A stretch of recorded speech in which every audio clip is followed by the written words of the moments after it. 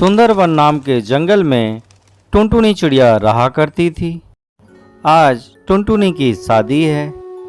बारात जब चिड़िया वालों के दरवाजे पहुंची तब घर में कोहराम मचा था। किसी ने कहा टुनटुनी भाग गई है। काफी समय के बाद बारात वापस चली गई। टुनटुनी, तूने ये क्या किया? टुनटुनी तो पार्लर से ही अपने दोस्त कालू के यहाँ चली गई थी। माँ बाप की इकलौती बेटी थी। सारी इज्जत मिट्टी में मिल गई थी।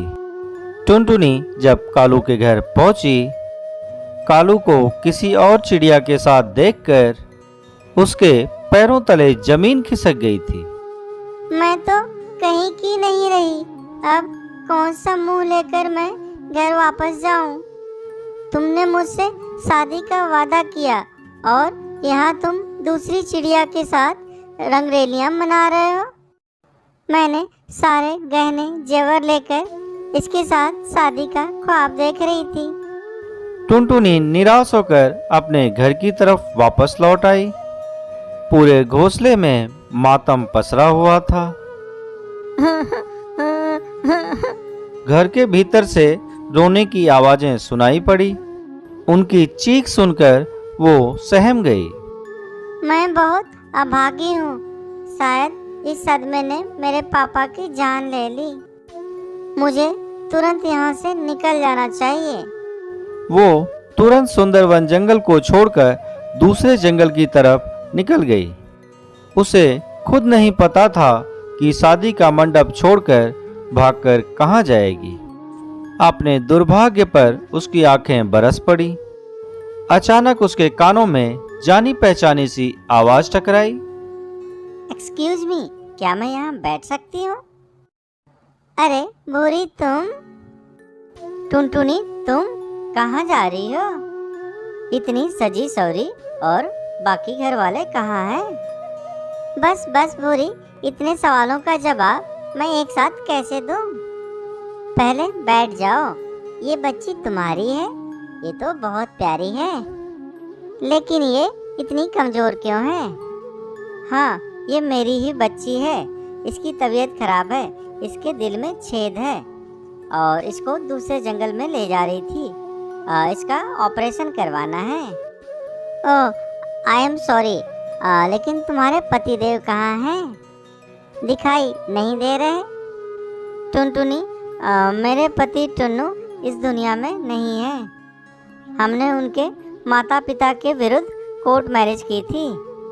वो ना ही कभी हमें आशीर्वाद देने आए और ना ही हम कभी उनके पास गए। ओहो, ये तो बहुत दुख की बात है। वैसे तुम बताओ, तुम कहाँ जा रही हो? टुनटुनी ने भूरी को सारी बातें बता दी। ओहो, अच्छा, तुम रो मत। मेरे ससुर जी बहुत ही रईस कौवा हैं। तुम मेरे साथ चलो।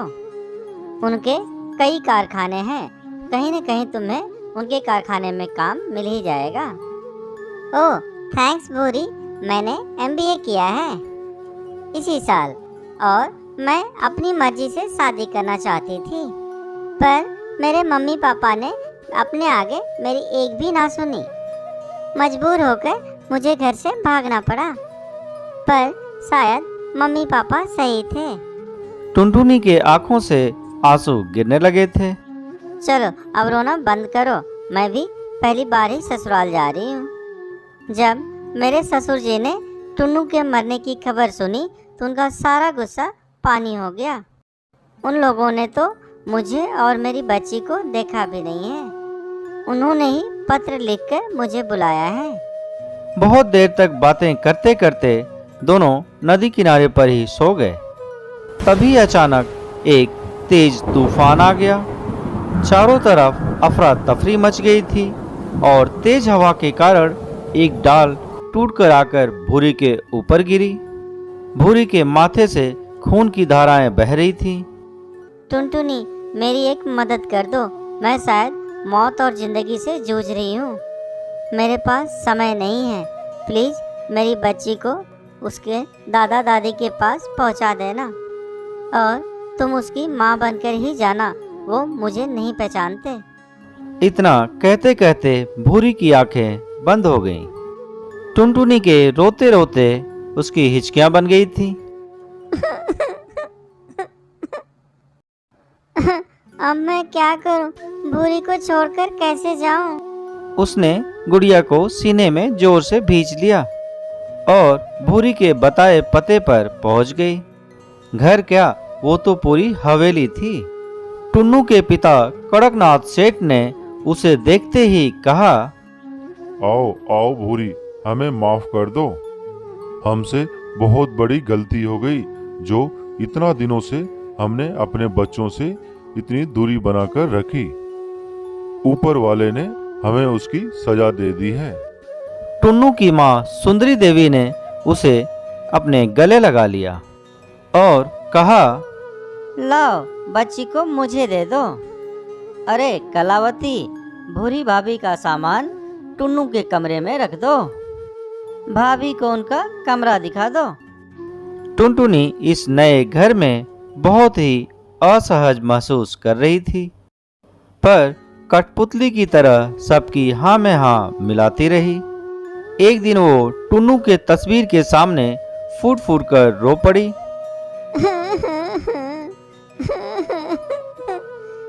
आप मुझे माफ कर दीजिए। मुझे आपकी बच्ची के लिए और अपने ठिकाने के लिए मुझे आपके विधवा का रूप धारण करना पड़ रहा है।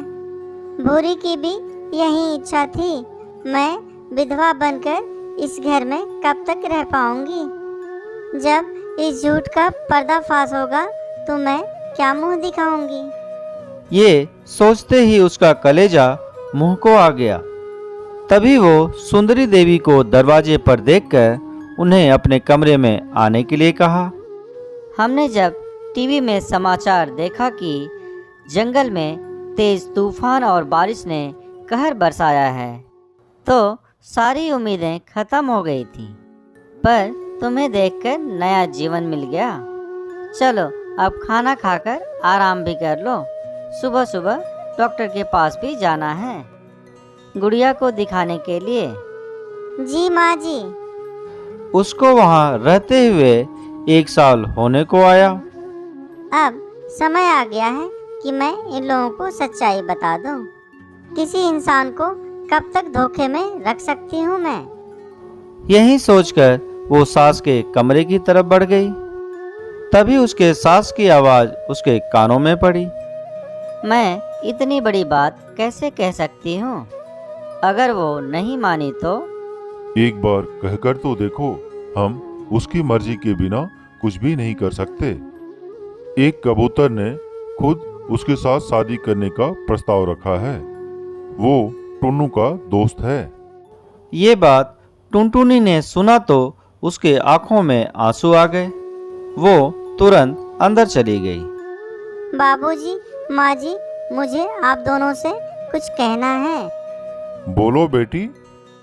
गुड़िया अब पूरी तरह से स्वस्थ हो गई है। मैं आप लोगों को धोखा नहीं देना चाहती, पर क्या? बोलो। टुनटुनी ने शुरू से अंत तक सारी बात बता दी। उसकी बात सुनने के बाद, बेटी, ये तुम्हारा बहुत बड़ा बलिदान है। तुमने हम लोगों को ऐसे समय में सहारा दिया जब हम बिल्कुल बेसहारा हो चुके थे। एक तरफ टुन्नू की मौत और दूसरी तरफ भूरी की मौत का समाचार सुनकर हम पूरी तरह से टूट ही जाते, पर तुम्हारे उस झूठ ने हमें जीवन दान दिया है। ये सच है कि तुम हमारे घर में कुंवारी विधवा बहू बनकर रही। अब हम तुम्हारी शादी करवाकर तुम्हें अपने हाथों से विदा करेंगे। टुनटुनी ने दोनों के पैर छूकर आशीर्वाद लिया और उसकी शादी देव कबूतर से हो गई। अब उसका जीवन खुशियों से भर गया।